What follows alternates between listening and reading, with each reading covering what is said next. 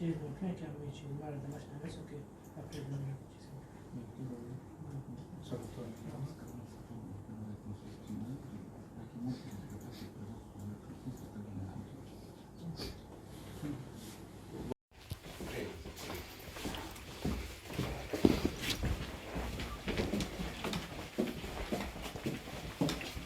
Не хочу, чтобы кто-то пострадал. Я душой вложил всю свою жизнь и начал в своей деятельности всегда добросовестно относился. У меня здесь дом, квартира и жена, которая у меня неофициально, официально не зарегистрирована.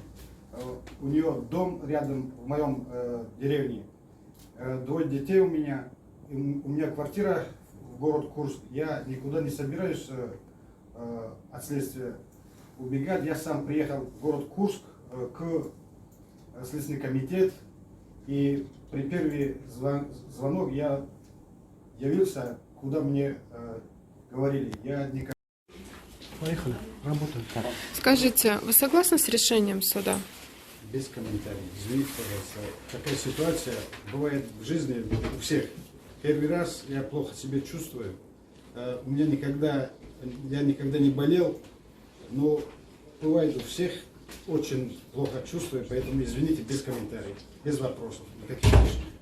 Придет время, все на своем месте. Поверьте мне, я всегда от души работал, свои функции выполнял.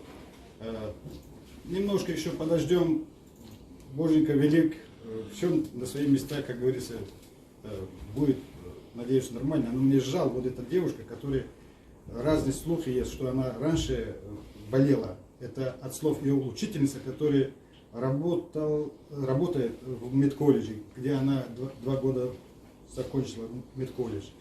Больше никаких вопросов, комментариев, извините. Без комментариев по состоянию здоровья. Да, очень плохо чувствую, и может быть будет влиять на мое здоровье, поэтому извините.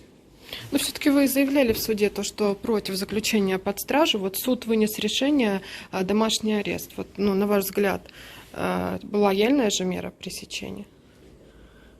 Наверное, без комментариев. Извините, пожалуйста. Угу.